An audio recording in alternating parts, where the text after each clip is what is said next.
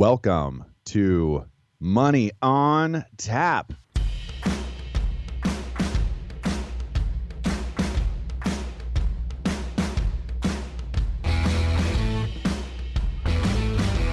Money on Tap, your personal finance headquarters, where we bring out the professionals' experience and some fun in what we call three-dimensional investing, utilizing insurance, brokerage, and fee-based planning. That's what we do on this show. We look at all sides of the issues, and we bring a fully independent planning perspective to the table. Welcome. You are listening to Money on Tap. It is so good to have you aboard with us today, and you can reach us at 855-226-8551 or info@yourmoneyontap.com. As always, it's good to be here with you, Ben Brayshaw. How are you today? I'm doing great, Seth. How are you? I'm doing well. How about you, Dan Mickelon? How are you doing? I'm feeling great. I can't wait to get our show title out there, so I'm just like on edge. Like, here we go. And we are going to have some fun today talking about ho holiday investing. There it is. Oh, Seth, I really like your titles. They're strong. That's what I'm shooting for. What do you guys say to this week? It's a new week. It's a new day. It's a brand new Money on Tap, and we get a chance to get back into these seats and have some fun with a topic that, is it's seasonal. It's something that we always have a lot of fun talking about, in the office, and what are some of the new opportunities that we have in investing, and what are some of the old standards and standbys that we go to. And we're going to be talking about those things with you guys and bringing to the table hopefully some information that you're not familiar with, and in a way that, you can take it. Well, there's no water cooler anymore, really, because everybody's remote. What is there, like a Zoom room that people are using remotely to have these conversations? Zoom break room. That's an idea right there. I don't know if it exists yet, but that's a good one. Yeah. It's called Reddit. That's I don't know that you want a Zoom break room, because then everyone would be like, you're supposed to be in this meeting. Oh my gosh. Hey, for starters, you guys, we've got we're not post-pandemic, right? But we've got kind of a season after that first pandemic season that we're going to be going into at the holidays. Here, just in Portland, Oregon, it was right about this time that we got the mandate that you could not have gatherings of more than 5 people. And so that was like what Thanksgiving was here and holidays was here. A little different for you guys, but this year I'm certainly hoping that everybody's able to be safe and get together and enjoy the holiday more traditionally.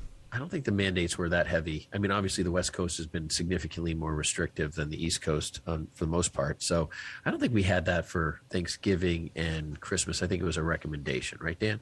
I don't think it was a hard and fast mandate by any means, but yeah, there were some guidelines. But I think the number was 10, and they suggested face coverings and a whole bunch of nonsense. Yeah, I mean, the holidays for us, for my family anyway, we're a relatively small family, went off pretty much without a hitch last year. So, and by 10 people being the limit, I was able to strike Dan from the list with a fairly reasonable explanation. So yeah, some people got a real easy out with those relatives, didn't they? They just like, oh yes, thank you.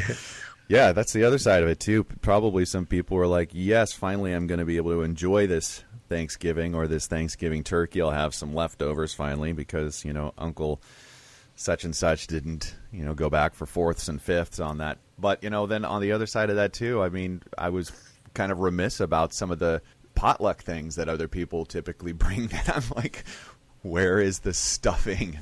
Like, Mom's stuffing is not here. We need stuffing. And I don't say that on air very often, folks, but just so you know, you might want to grab that. Without further ado, guess what? It is time for Money in the News.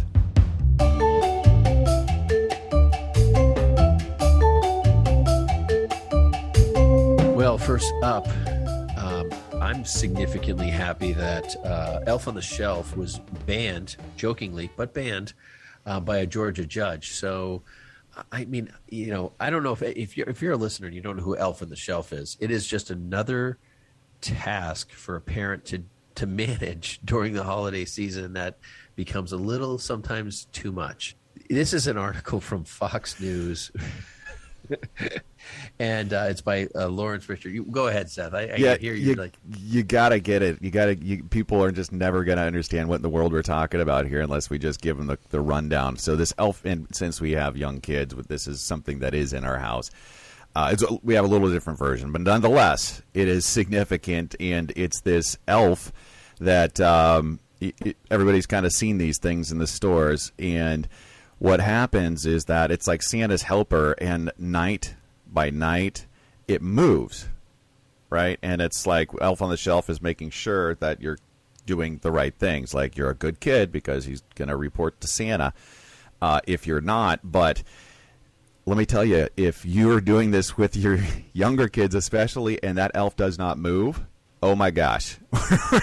You're just these elves are supposed to do like bad things. I mean, that's the other thing. Like they're supposed to cause trouble. I don't have that Elf on the Shelf, thank goodness, but I just have the one that reports to Santa, good or bad, and if the elf doesn't move, it's. I mean, you might as well have just told your 4 or 5-year-old that Santa doesn't exist, and maybe that's you anyways. But that's pretty much what you've done if you do not move this elf every night. A lot of questioning, a lot of crisis if elf is in the same spot. You wonder if Christmas magic is dead and who did it. And yeah, the elf doesn't move, and all of a sudden the kids are crying at school. My elf doesn't do anything, and everything else. And honestly, the funny part about it is somebody said that they labeled their kid as an elf murderer or something like that. So the kid was. I think that was the other kids at school that were like, the elf, like probably reported the elf didn't move, and the other kids, said you're an elf murderer or some.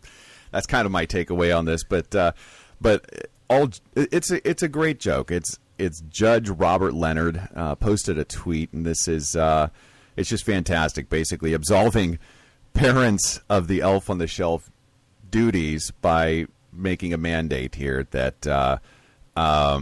Order banishing elves on the shelves in Cobb County. All a joke, but looks legit, signed. And so if this is you and you're thinking, hey, maybe this is something that would work well, feel free to go ahead and look that up and take it on over to your municipalities and see what they can do about your Elf on the Shelf this year. There's definitely a black market opportunity here, I think, in Georgia. A bunch of discount elves about to hit the market, so watch out. Gosh. So the average recruiter initially spends 7.4 seconds scanning a resume. So use these strategies to stand out in your job search. And this is from Michelle Fox, and that's CNBC or Fox CNBC. And this was actually a pretty nice resource for anybody out there in the job hunt to just get some keys on how to get your resume to at least to the second level, if not a little bit more of a glancing over before it gets passed on.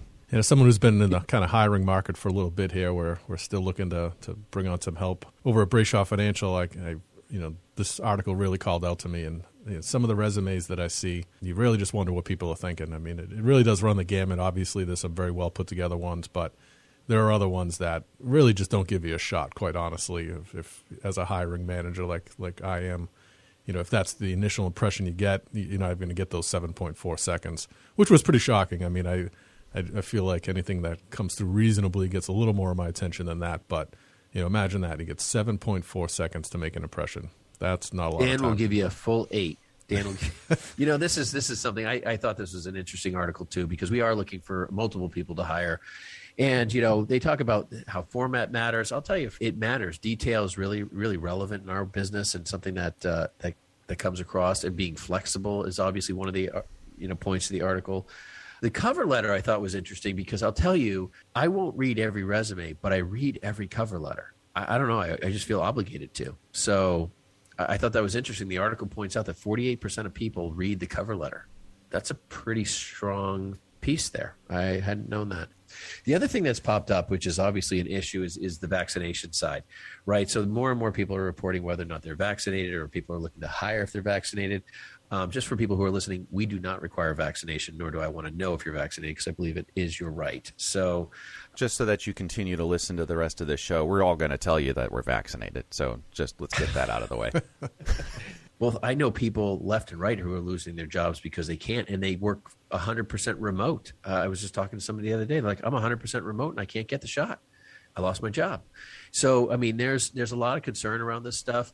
The truth is that honestly, looking for employment, is something that is difficult right now. But the lower, the kind of the traditional jobs that are out there are really hard to fill. But on the skilled labor area market, it's really hard to fill those people.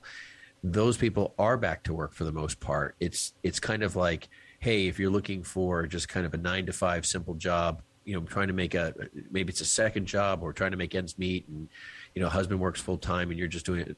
Those are the positions that are really understaffed.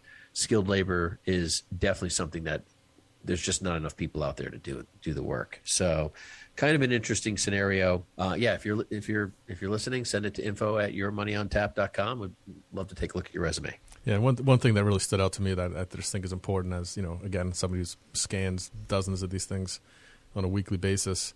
The quote here is, "Stop thinking so much about yourself and think more about what the reader is looking for and expecting to see." That really hit home for me. I mean, if I'm going to spend that full 8 seconds, as Ben allowed me to allocate towards dedicated resume time, there's certain things that we're looking for from the employer's perspective, from a skill set that we want to see.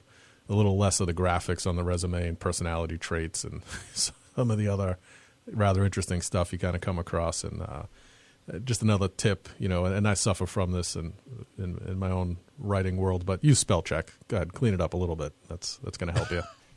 I really appreciate you, Dan, and in doing that and being willing to spend that 8 seconds by whatever the copy is. And one of the takeaways that I had here was when people kind of list like the job responsibilities that they currently have, not really the contributions that they're making. It's just a different perspective. I don't know that anybody really, I mean, it's nice to know that you can do those things, but, really try to highlight, like think of it as a highlight reel if you were to, be posting or sending your highlight clips off to the college to see if you could join their team or get an offer from their team.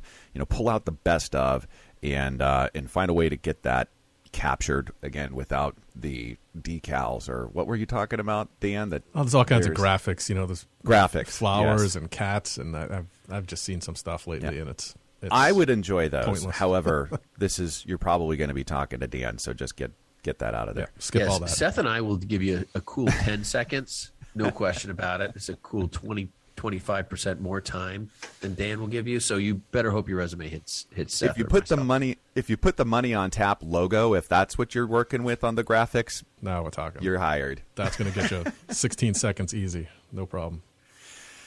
Hey, CNN Business, thank you, because it's Chris Isidore or Isidori that brings us a little bit of news here. A little bit. It's actually like one of the most impactful stories of the week, and that is taxes, not Twitter, are the real reason Elon Musk might sell some Tesla shares.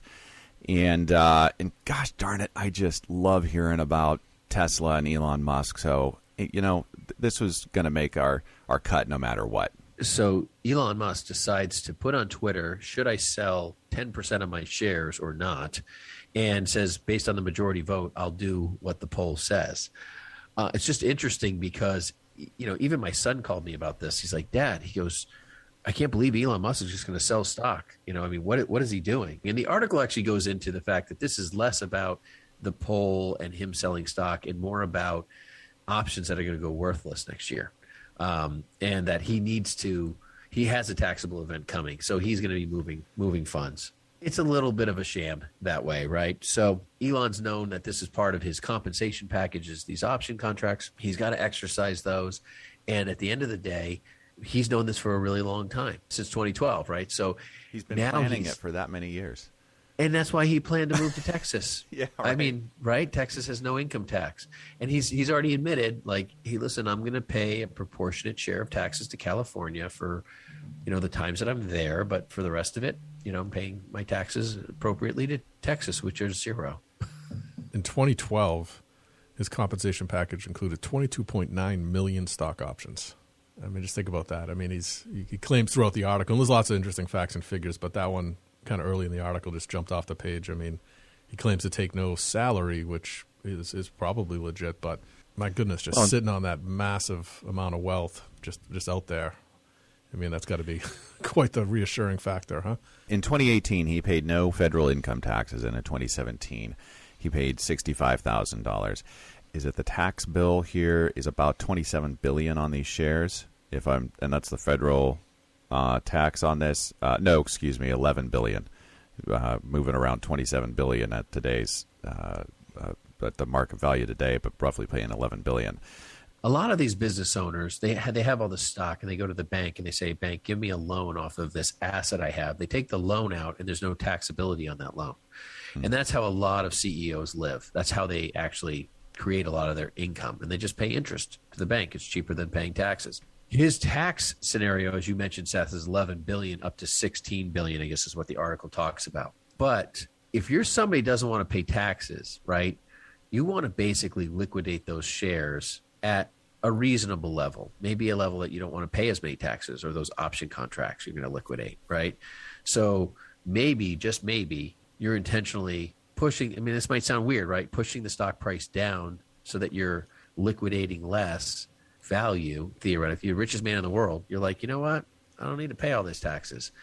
I'm going to have to take more loans to pay some of these taxes, right? I mean, you're liquidating. So you've got all this stuff moving around. I mean, on some level, he may be intentionally manipulating the rate of the value of the stock, because the stock dropped 4 or 5% the first day after he mentioned it. It's dropped again yesterday, and who knows where it's going to go. But honestly, it could be that he's going to exercise those options into stock instead of liquidating them for cash, and wants to exercise them at a lower price. So he pays less taxes, smaller loan, and now those stocks are going to be, let it rebound. In the 743% that the Tesla moved last year, the 2 or 3% that he's pushing this thing down, it's down over 10% now. Yeah, in the last 2 days. Well, that was when he made the comment, right? Right, and so, but he doesn't have to exercise for a while, so he can exercise anytime up to, I think. So if you're going to exercise options into stock, right, the options are the right to own. And if that's his ability, which I don't know the contract and how it all works, but do you want to pay taxes on a stock you exercised at $1,000 or $100? I'm just looking at it saying, if he pushes his stock down 10 or 20%, he reduces his tax burden, which reduces the loan he's probably taking from the bank to pay the taxes, paying less interest, still owns the stock rebounds, pays for itself. Hey, one thing, it's not here in the article, but I just read it elsewhere as we've been kind of chatting about this. The day before he put out his Twitter poll, his brother sold over $100 million worth of stock. Coincidental, I'm sure. Maybe. All right. That is going to do it for us in Money in the News. You're listening to Money on Tap, and you can reach us at 855-226-8551 or info@yourmoneyontap.com. And we are going to take a quick break.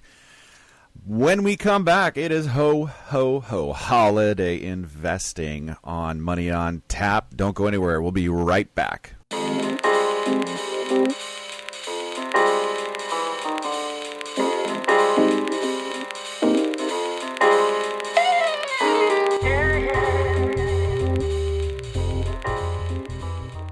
Hey folks, Seth Krussman, Brayshaw Financial Group is our company, and we bring to you Money on Tap. I say we, that's Ben and I.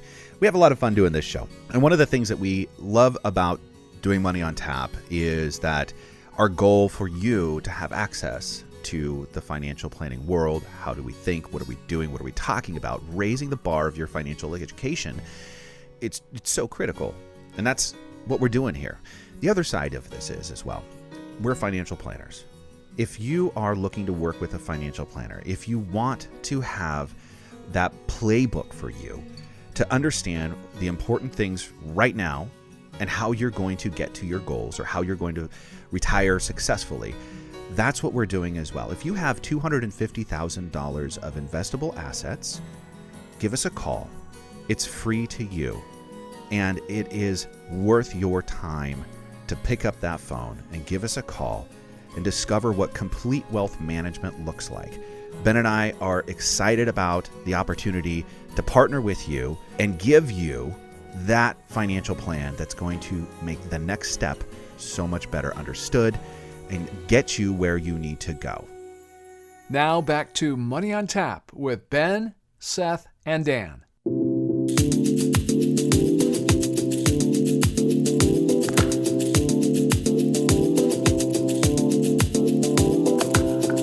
Welcome back. You're listening to Money on Tap. You can reach us at 855-226-8551 or info at yourmoneyontap.com.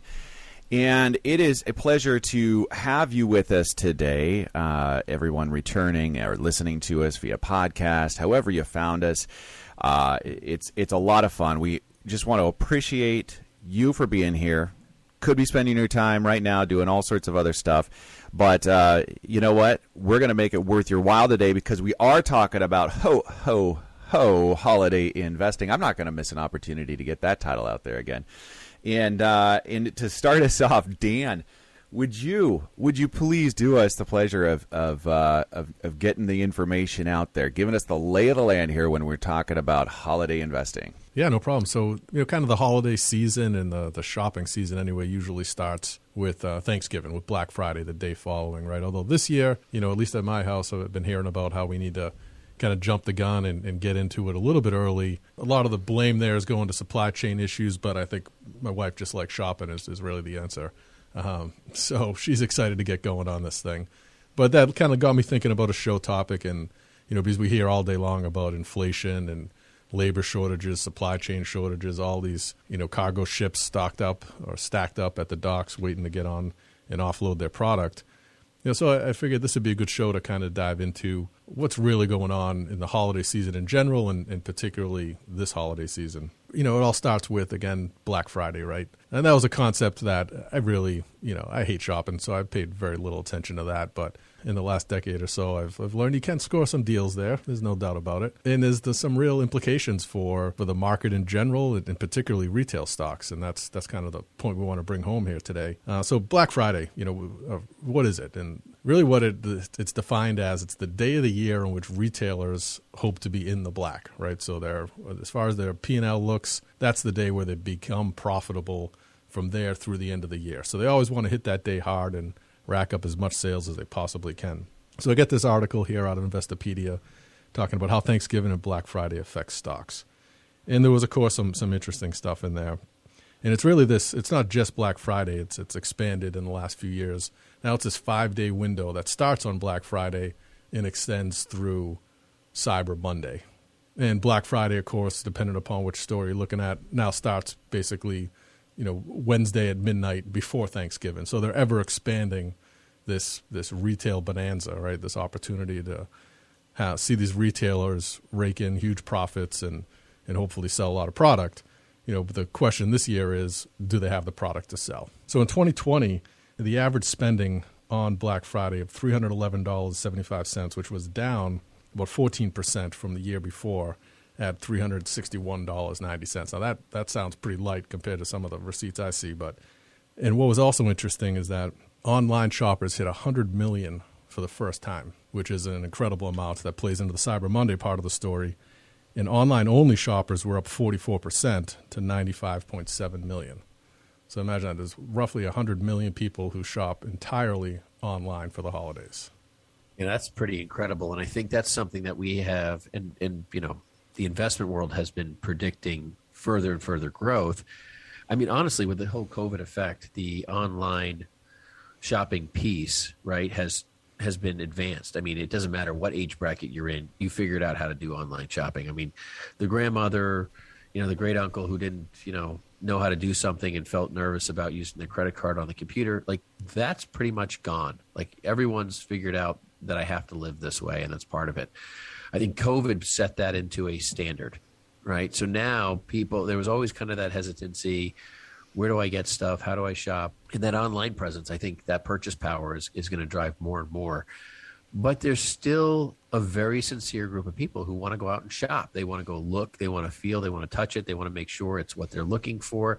And they want to compare things right next to each other. And that's where these, big box stores are, I think, leading us to the road. The mom and pop place, the specialty gift shop is the rarity, but people don't want to go to 5 stores anymore to look at the same scenario. They want to go to Best Buy and say, oh, here's 5 different earpieces, or here's 3 different TVs, or they want to see that comparison. I don't know about you, but I'm not really that comfortable buying a TV off the internet. I mean, isn't that the point, the reason they hang them up and show you how pretty it is? It is interesting to see the difference when you like walk into your Costco or your Best Buy and they've got the the wall of monitors and TVs there, because you can see like, oh wow, that's really got some vivid colors or definition, or the curve effect TVs that they've got, so that picture stays consistent no matter where you are. And yeah, absolutely, there's things that I am not going to be able to do it justice by flipping through screens or looking at it on my phone or any of those kind of things. And you mentioned like the earbuds. I think that was an interesting one that you brought to the table, but I never really thought about that. So last year I remember actually making an appeal to our listeners to consider doing more shopping local. And there was a lot of awareness out there for really trying to drive that traffic and that foot traffic into your local retailers, those mom and pop stores, because that's because they're not the online presence that these other places are. And if you want to continue to see those businesses survive, and even better than just survive, why wouldn't you want to see them thrive? I'll make that same appeal here and now. There's lots of people in your community that really need you to support them in what they do to continue to be there for your community. And one of my favorites is Piccolo Mondo. That's a toy store here in Hillsborough where we live, and it's one of our favorite places during the holidays to actually go and just shop for the kids. And they do an exceptional job as well. And one of the things that they do is when you're there, they will wrap and gift wrap like all of your toys. If you're doing holiday buying and you're like us that save the gift wrapping until the night before, that right there put like hours upon hours back onto our plate where we could actually enjoy a Christmas Eve again and not have to be running home to try to get all of our gift wrapping done. Never mind the procrastination. It's just typically what has happened in our house. I wish there was one of those here that would get a lot of business from me, because I am a terrible rapper. I mean, it's atrocious. I'm like, I've heard you spit some rhymes. You're pretty good, Dan. I'll resist the urge to put this mic to the test. I'll do that. I'll do us all a favor there. Well, there's a lot around Christmas and a lot of conversation around supply chain. And I've heard everybody tell us, hey, we need to buy gifts early. We need to get on the bandwagon. Supply chain issues are real. I think I would even take supply chain issues to another level and say it's hard getting stuff to the United States, right? We've all seen the video clips of the big tankers carrying all the. Why am I blanking on the name of the shipping help container? Me out here, guys. What are you looking for? Shipping containers. We all see the big ships with the shipping containers. We see them in the news. We got Florida offering to take them on in.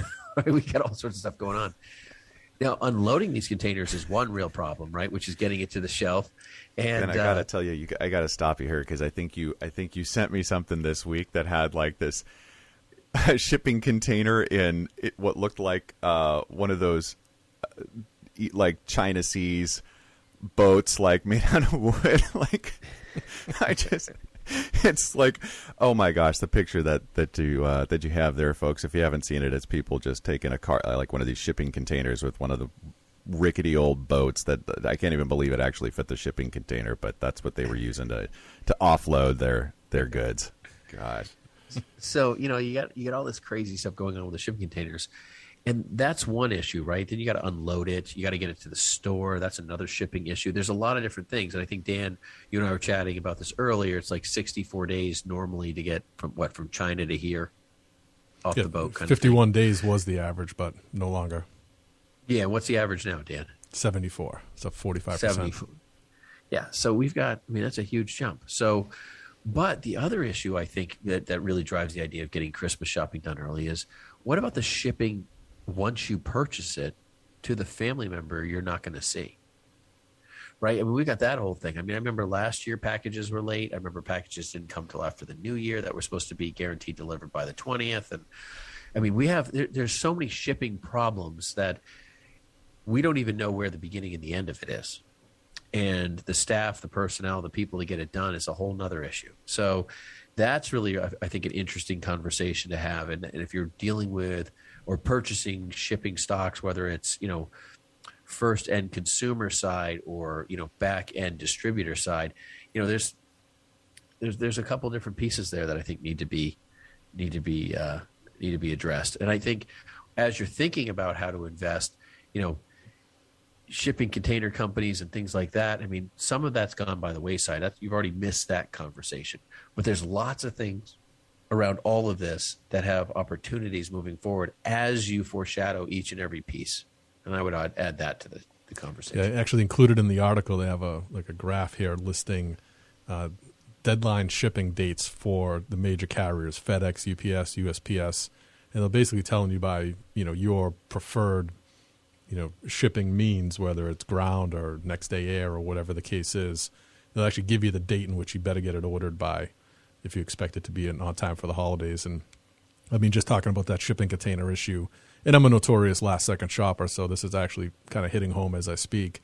You basically have already lost 20 days on the boat, right? So, it's essentially where we're mid-December as we speak, as we're recording this from do you have time to shop perspective. So, I get some work to do. Or nothing from China, USA only this year, right? Crafts by Krussman. That's what you want to be using this year, folks. How many times I'm right there with you, Dan. I've so many years I'm just like, oh my gosh, I got to get this done and shopping, and it hasn't arrived, and I have taken the screenshot and printed that out and put it in an envelope, with kind of like a TBD on that for many a gift in the past. And so, anyways, if you're feeling behind, don't worry, we're all right there with you. Folks, we are going to take a break. You're listening to us You're listening to Money on Tap. You can reach us at 855-226-8551. Yes, you are listening to us, and you can also get a hold of us at info@yourmoneyontap.com. We're going to take a break and return with more ho, ho, ho holiday investing. For a number of our listeners, they have a lot of questions, and you might be one of them. Today, we're just offering what we call Zoominars, webinars over Zoom meeting rooms where we have top experts, Social Security, estate planning, and financial planning experts for you to speak with, do a private consultation that way today. We're also having webinar-based Zoominars where we're going to have multiple groups where you can be part of that and enjoy that as well. Give us a call at 855-226-8551 or email us at info@yourmoneyontap.com to schedule your Zoominar. Now back to Money on Tap with Ben, Seth, and Dan.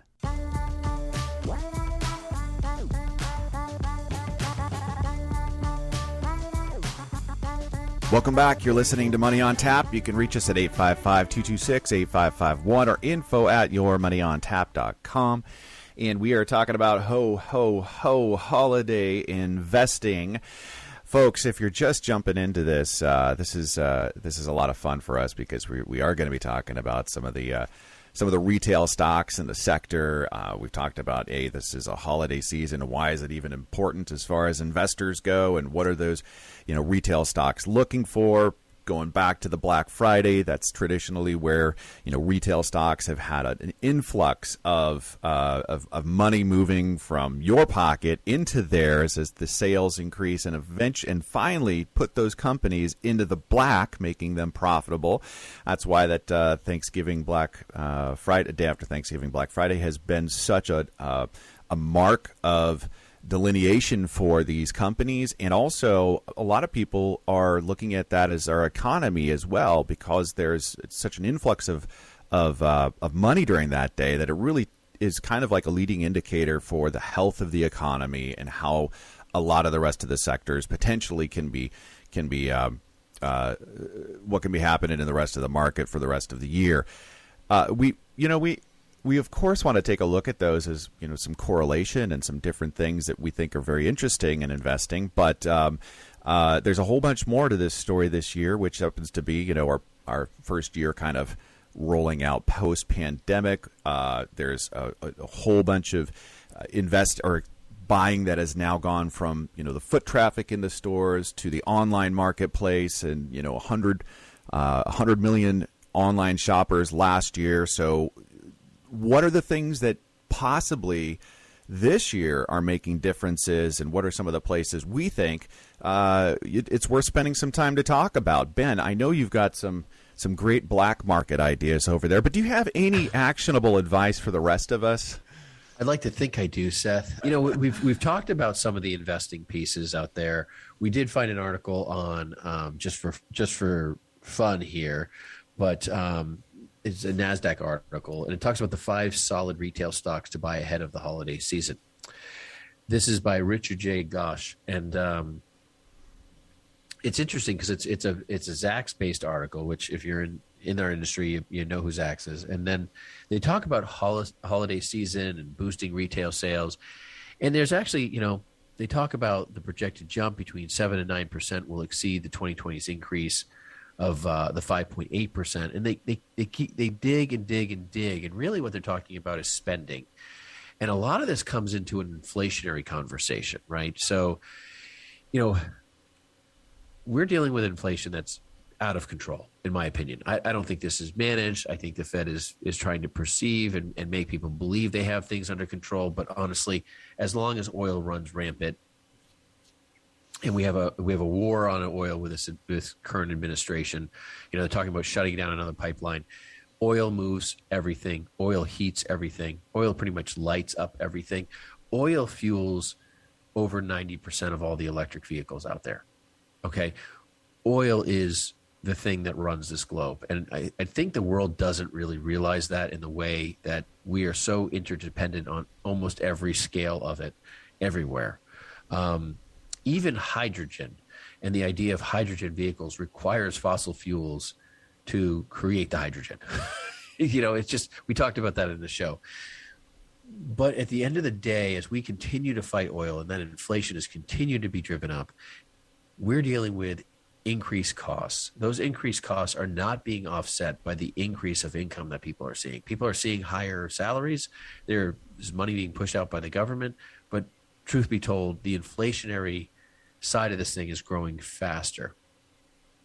MasterCard has projected a significant increase in the amount of spending. Maybe there's an investment in debt companies, maybe MasterCard, Visa, American Express. Maybe that's an area you're looking at. I think the article insinuates that. I'm not sure if that's an investable area or not, something to consider. But they do get into really box store conversations, like we were talking about Best Buy earlier. That's actually one of the stocks they recommend. But Best Buy, as you know, and Seth and Dan, trading at pretty much an all-time high right now. Do you want to walk into owning Best Buy? Let's take all the things we just talked about on the show. Do you want to walk into buying Best Buy at an all-time high, walking into Thanksgiving, things are getting sold, and then all of a sudden people are potentially trying to take capital gains, selling off before the end of the year? I'm not sure that I would see Best Buy as the place to go right now. I don't know about you guys, but I'm not putting my money there. I don't have any money in Best Buy.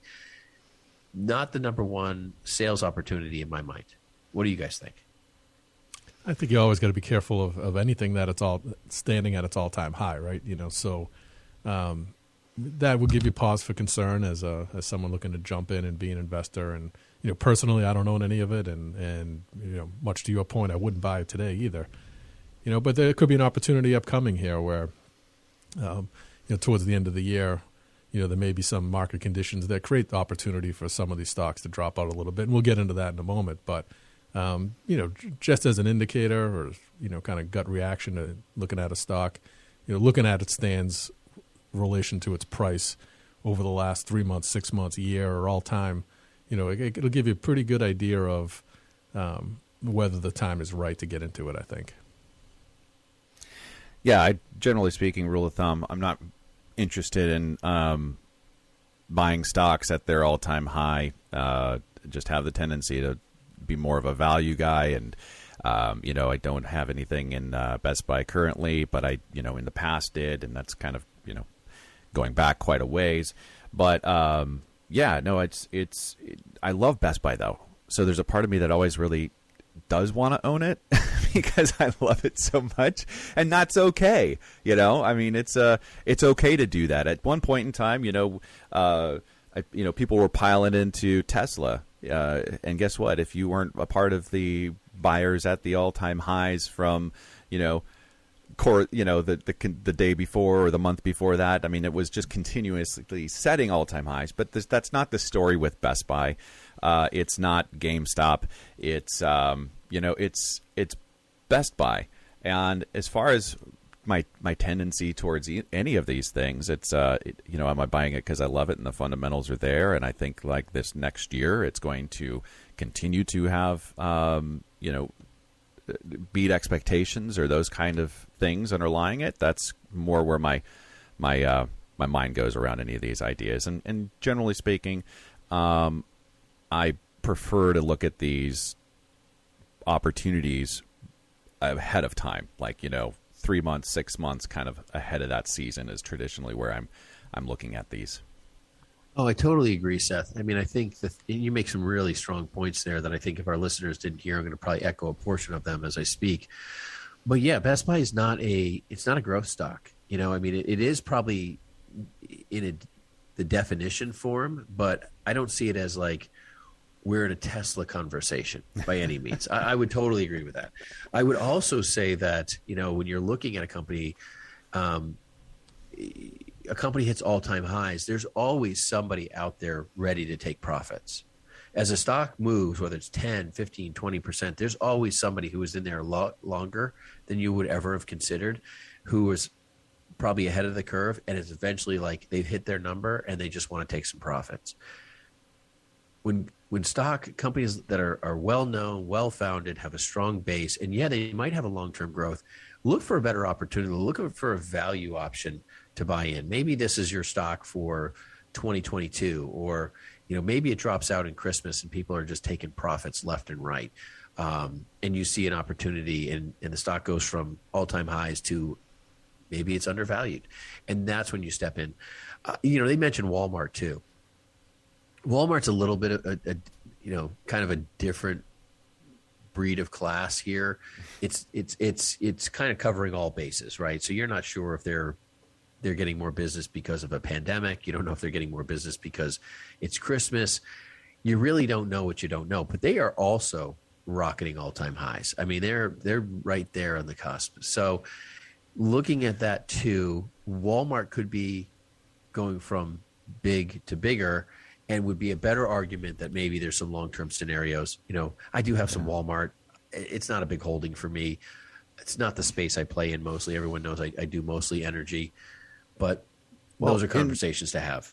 Yeah, no. If you just take a look at that Walmart conversation again, it's a completely different animal than your Best Buy, which is more of that specialty retailer. And Walmart has been doing a lot to translate into more of that Amazon conversation, and the consumer staples is where they're. I mean, if people are getting their weekly, what they're buying all day long, all year long from Walmart. And if you take a look also, yes, at an all-time high, but if you also take a look at the trend in that, that's one of those things that you consider in something that's not necessarily like the growth story, right? You still can have value inside of something like Walmart, right. At the levels that it's at. Is it something that you would say, yeah, no, that's a buy on a short term or any of that kind of conversation? Yeah, no, it's more of the long term idea, which is more where we come from most of the time, anyways. Yeah, whether that's a value buy now or not, I'm not sure. It's not something that it's not a stock I'm pushing. It's not a buy or a sell in my mind. It's not even something I'm watching. But again, all-time highs, everything seems to bounce back. It's always somebody taking a profit, and I always think there's always a better opportunity. So when you see all-time highs, just be patient, just hold off. And the other side of this article in particular, and I don't want to go through any of the other stocks because now we're starting to get into some real like no-name brands on some level. But I think Gap's not a no-name. Well, Gap's not a no name, but they didn't hit their numbers either. So I'm shocked that they're on there. Right. But, the idea that, we've got some companies here that are big box stores and where people are going to buy, it's a good conversation. But the author really has the benefit of saying, here's the article, the investment already occurred. You're right. So, when this article was probably being researched, the stock was probably 10 or 15% under its all-time high, and they saw an opportunity, and hey, this is going to self-fulfill on some level, because even everything we see, what happens there's always like a 6 to 8% swing in some of these stocks or whatever in retail sales, which translates in anywhere 1 to 4% stock movement for retail stuff in the season. I completely agree with you in what you're saying there. And if there's any kind of a takeaway here, it's not necessarily that any of these are places that you want to be running out and picking them up and buying it today. And by the way, the research did come from Zach's on that if you're looking to try to find some more information off those articles. But these are watch list things. If you're engaged, if you're somebody that's out there right now looking, always be thinking ahead and be adding some of these ideas into your strategies and be creating your rules around what an entrance point would look like for you, what an exit strategy would look like for you. Understand those things, of course, before you're even going down the road of actually adding to a position. Yeah, and I think when we break this down, the conversation about why all these companies are seeing activity and so forth, there's probably going to be some pretty heavy sales, I think, pre-holiday season, right? Everybody, like Dan, you mentioned your wife is already shopping and doing all that stuff. And by the way, I haven't received a couple gifts for various times, so I don't know if you're still looking for mine. They're in transit. A couple seasons, Dan. That procrastination's killing my gift getting. But the inflationary piece of this is scary because it's obviously going to show higher revenues for a lot of these companies, right? So they're selling things for more, so the revenues are higher. It doesn't mean that the profits are going to be better. And I think there's going to be a transitory inflationary curve into some of these stocks, which is going to force them to all-time highs even further potentially because revenue growth. Right? They've sold things for more. It doesn't mean that their costs have going to gone up equally. You sell something for $100, it costs you $80 to get. Now it costs you $100 to get. You sell it for $120. You're still making $20. Doesn't matter. It just cost you more. So you sell it for more. To that point, I read something here and getting prepared. Speaking of the container ships, right? So to ship a container from China, pre-pandemic cost $3,847. Today, because of the lack of those containers, they're running at $17,377. Holy cow! So there's a little inflation right there just in getting it across the ocean. What is that? That's almost 5 times, 4.5 times the cost. It's incredible. Well, $20 is no longer that $20, is it? So you're listening to Money on Tap. You can reach us at 855-226-8551. That's 855-226-8551 or info@yourmoneyontap.com. We're going to take a quick break, and when we come back, we're going to be talking more about holiday investing. Don't go anywhere. We'll be right back.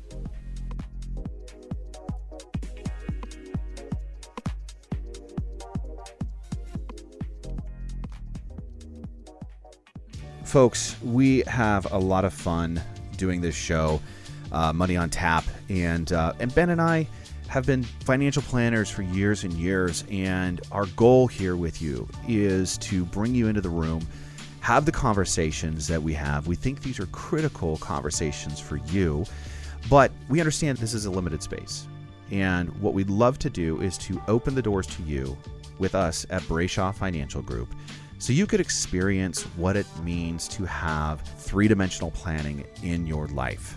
Let's take a look at all sides of your situation, your scenario, and see how we can put together the best plan possible, taking into account your risk. How much can you have in the market? How much do we need to have set aside and doing different things for your life? That's what we do as planners, how we engage with you, and we welcome you to do that with us. You can reach us at 855-226-8551 or info@yourmoneyontap.com. Now, if you have $250,000 that are investable assets today, our planning is free to you. We want you to have the playbook to have a successful experience in retirement. Give us a call, 855-226-8551 or info@yourmoneyontap.com. Ben and I welcome you to Brayshaw Financial for complete wealth management. Now back to Money on Tap with Ben, Seth, and Dan. Welcome back. You're listening to Money on Tap. You can reach us at 855-226-8551 or info@yourmoneyontap.com. And we've been having a lot of fun talking about ho holiday investing. Dan, I want to thank you for everything that you've done so far, but also because this next piece is one of the best parts of this show, and I want to just hand it off to you on the January effect.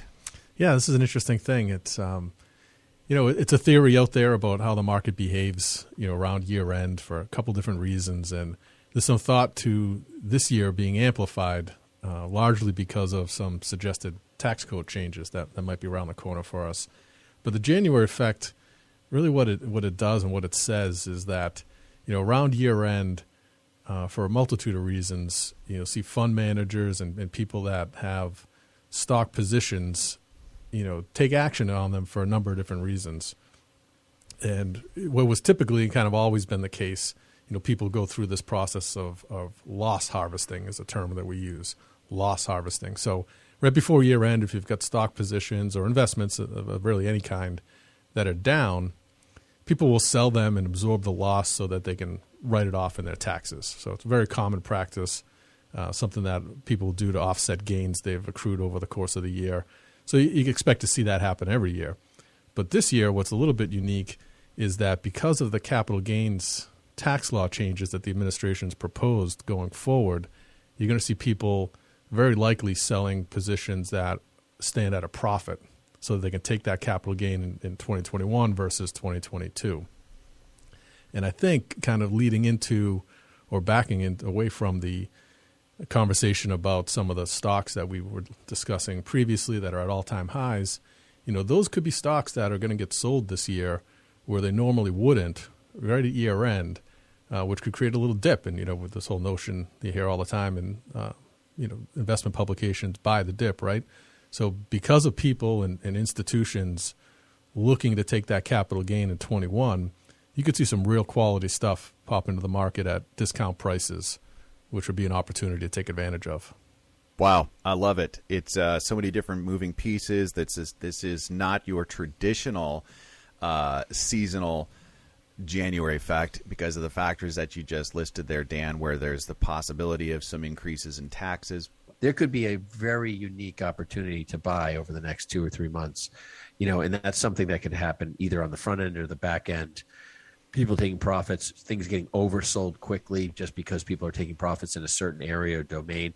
And I would say, we could potentially, post December 1st or Thanksgiving, middle of December, look at people just dropping stock after stock after stock. I think we could see just a pullback for people to reset their cost basis for people, basically say, hey, I own the stock at 50, it's worth 100. I'm going to sell it, pay the taxes on that $50 gain, and then now I have $100 cost basis moving into whatever craziness we have ahead of us. I just think that's a great point, Dan. I completely agree, and I think it's very, very well could be kind of one of those, once we may not see something like this for a long time, just as the market goes and as investing and investors goes, the sale of so much stuff out there because of, like Ben said, resetting cost basis or trying to take advantage of the current tax rates. It's going to be very, very interesting to see. And if you are engaged in the market and looking to take a look at what are the opportunities moving forward, you can reach us at 855-226-8551 or info@yourmoneyontap.com. We enjoy the opportunity to sit down with our Money on Tap listeners and help them through, whatever the circumstances are for you. There's no, rubber stamp method here. Everyone's an individual when coming to work with us at Brayshaw Financial. And we just always want to say thank you to you for listening and for coming on into Brayshaw Financial and working with us here, you guys. We appreciate you. And we can't wait to come back next week with more Money on Tap. The views expressed are not necessarily the opinion of this radio station and should not be construed directly or indirectly as an offer to buy or sell any securities mentioned herein. Investing is subject to risks, including loss of principal invested. No strategy, product, material, or tool mentioned can assure a profit nor protect against loss. Please note that individual situations can vary. Therefore, the information, products, materials, or tools mentioned should be relied upon when coordinated with individual professional advice. Past performance is not a guarantee of future results. This show may be subsidized in whole or in part by a product sponsor or issuer. Securities and advisory services offered through SagePoint Financial Incorporated, member FINRA SIPC, and a registered investment advisor. All other services offered through Brayshaw Financial Group LLC are independent of SagePoint Financial. SagePoint Financial and Brayshaw Financial Group do not provide tax or legal advice. Main office is located at 116 South River Road, Bedford, New Hampshire, 03110, and can be reached at toll-free 855-226-8551.